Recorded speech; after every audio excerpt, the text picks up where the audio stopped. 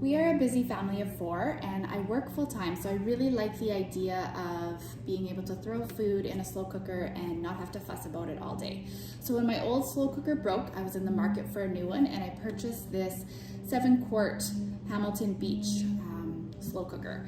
And so this, I'm just gonna move closer here, this is an oval slow cooker. I like the oval opposed to the round because you have a little bit more options in what you can put in it.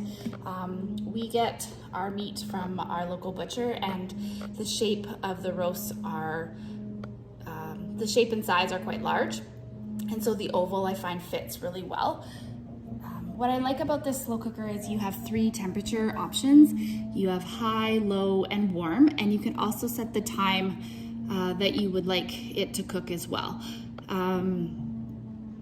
So it's basically you turn it on, you set your temp, set your hours, and you can walk away. Also, something that I really like about this one is the crock is stoneware and it is dishwasher safe, as well as the lid is dishwasher safe. And for any busy mom, you know that being able to throw it in the dishwasher is really helpful. And then the base, you simply just take a wet cloth, wipe it clean, and you're done.